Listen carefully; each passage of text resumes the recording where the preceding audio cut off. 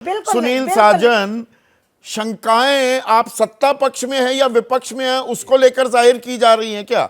आप ही के विधायक हैं रविदास मेहरोत्रा, वो कहते हैं समाजवादी पार्टी वन इलेक्शन के पक्ष में है, लेकिन हम चाहते हैं सभी विपक्षी दलों से बात की जाए। आप नहीं है पक्ष में, पार्टी नहीं है, पर आपके एक नेता बड़े पक्ष में बोल रहे हैं कि बात कर लीजिए, हम भी आ जाएंगे साथ। देखिए संदीप जी, जिन माननीय विधायक की बात कर रहे हैं उन्होंने शायद पार्टी लाइन बिना जाने बाइट दे दी है। समाजवादी पार्टी का रुख बिल्कुल साफ है, पार्टी ने साफ कर दिया। हमारे नेता माननीय अखिलेश यादव जी ने भी एक्स पर लिख करके कई सवाल खड़े किए हैं और ये कहा है कि केंद्र सरकार और बीजेपी ये देश को गुमराह कर रहे हैं। और गुमराह किस तरीके से कर रहे हैं थोड़ा समझाइए। वन नेशन वन इलेक्शन में देश का बहुत पैसा बच जाएगा। इसी तरीके की बातें नोटबंदी के समय की गई थी, या मैं ये कहूं कि नोटबंदी के समय इससे भी अच्छी अच्छी बातें की गई थी कि राष्ट्र सुधर जाएगा, भ्रष्टाचार खत्म हो जाएगा, आतंकवाद खत्म हो जाएगा। अब आप याद करिए, कृषि कानून के समय पूरी भारतीय जनता पार्टी, आरएसएस और इनके सहयोगी क्या कह रहे थे कि देश में किसानों की तकदीर बदल जाएगी। फिर जब 2 करोड़ रोजगार देने की बात आई, या आप छोड़ दीजिए, अभी एक बिल है महिला आरक्षण बिल, उस पर क्या हुआ, पूरा प्रोपोगंडा हुआ और वो अभी ठंडे बस्ते में है। ये दरअसल कमजोर, लचर और बेबस सरकार है। मोदी जी ये बात इसलिए कर रहे हैं कि कोई देश में ये ना महसूस करे कि हम जी रोज रोज चुनाव होने चाहिए। जी संदीप जी, मैं कह रहा हूं रोज रोज चुनाव होने चाहिए क्या? हम क्यों लिए कह रहे हैं कि जब नहीं ठीक बात, रोज रोज चुनाव नहीं होने चाहिए, तो उसके लिए सरकार दूसरे रास्ते भी अपना सकती है। एक साथ क्या सरकार ये दावा कर सकती है कि हमारे पास सरकारी मशीनें इतनी हैं या जो हमारे सरकारी कर्मचारी इतने हैं कि एक साथ सारे चुनाव करा पाने में सक्षम हैं? कि पता लगे उस समय सरकार कहे कि भाई हमारे पास संसाधन नहीं है, मशीन नहीं है, हम अपने लोगों को ठेके पर दे रहे हैं कि ये ठेके पर चुनाव कराएंगे। क्या ये संभव नहीं है? बीजेपी की किस बात पर आप भरोसा करेंगे? ये वैलिड पॉइंट है। जो बातें आपने विधानसभा चुनाव ही उत्तर प्रदेश में 7-7 चरण में होता है, तो पूरे देश के 31 राज्य जमा केंद्र शासित प्रदेश, लोकसभा और विधानसभा, वो कितने महीने का काम होगा? यही सवाल हमारा है। और फिर अगर हम कह रहे हैं दिल्ली में किसी की सरकार आ गई, मान लीजिए हमारी सरकार आ गई और दूसरे राज्य में बीजेपी सरकार बन गई, वो अल्पमत में बन गई, तो क्या पूरे 5 साल रुके रहेंगे? या हम कह रहे हैं बीजेपी की सरकार आ गई, उत्तर प्रदेश में हम आ गए या बिहार में कोई आ गया, झारखंड में मान लीजिए अल्पमत की सरकार आ गई, तो झारखंड में 5 साल कौन काम करेगा? यही तो सवाल है ना भाई। पर इसका तो चर्चा के जरिए कोई रास्ता निकाला जा सकता है कि कितनी बची अवधि है किसी भी विधानसभा की या लोकसभा की भी, तब दोबारा चुनाव कराए जाएं या उसी व्यवस्था को आगे बढ़ाया जाए।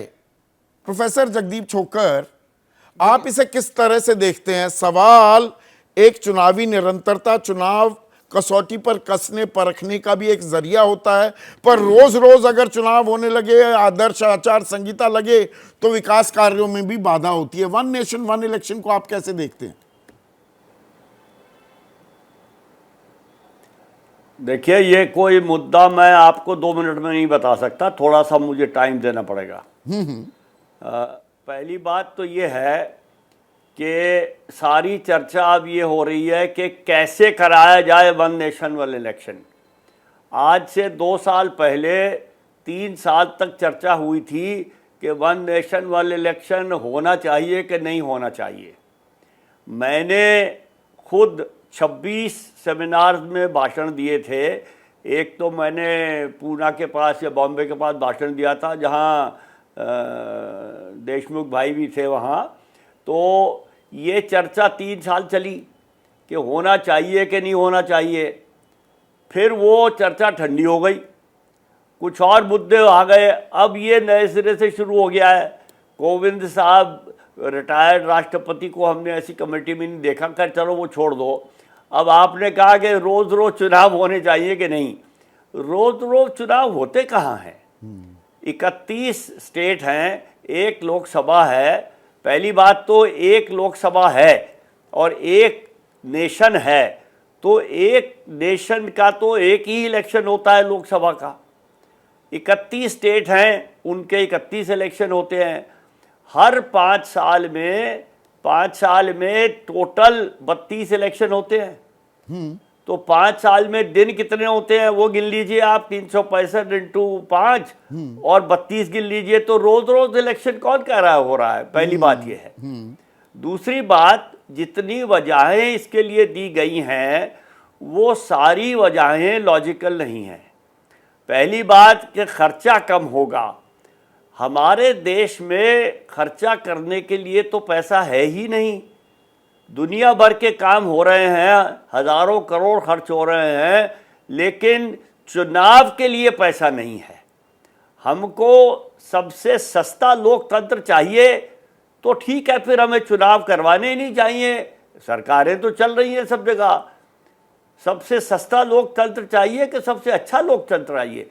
इस चीज़ को सुन के मुझे इतना दुख होता है और इतनी शर्म आती है कि मैं आपको बता नहीं सकता कि हमारा देश चुनाव नहीं करा सकता, बाकी दुनिया भर के काम हो सकते हैं।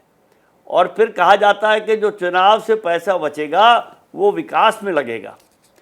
तो भाई अगर विकास करना है तो हम सिंगापुर की तरह और चीन की तरह विकास कर लें।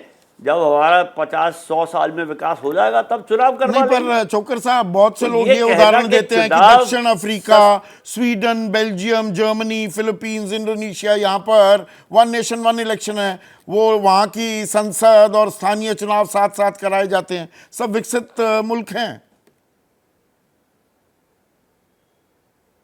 देखिए, विकसित और अविकसित की बात नहीं है। दक्षिण अफ्रीका कितना विकसित है वो हम बात कर सकते हैं, और फिलीपींस कितना विकसित है वो भी बात कर सकते हैं। देखिए, विकसित और विकसित की बात नहीं। हमारे संविधान में एक चैप्टर है दी यूनियन, एक चैप्टर है दी स्टेट्स। स्टेट्स की कॉन्स्टिट्यूशनली अलग एग्जिस्टेंस है, और उनका ये जो कहा जाता है कि पहले 6 इलेक्शन इकट्ठे हुए थे, भाई ठीक है, उस वक्त सिस्टम ऐसा ही चल रहा था। कोई स्टेट गवर्नमेंट जल्दी गिरी नहीं थी, कोई सेंट्रल गवर्नमेंट जल्दी नहीं गिरी थी। इन सब की अपनी अपनी कॉन्स्टिट्यूशनल रिदम है, उसके हिसाब से काम चलता है। तो आप जो कह रहे हैं कि भाई वन नेशन वन इलेक्शन, एक देश है, लोकसभा चुनाव तो हो ही रहे हैं और राज्य अलग हैं, हम फेडरल ढांचा भी है, संघीय ढांचा है।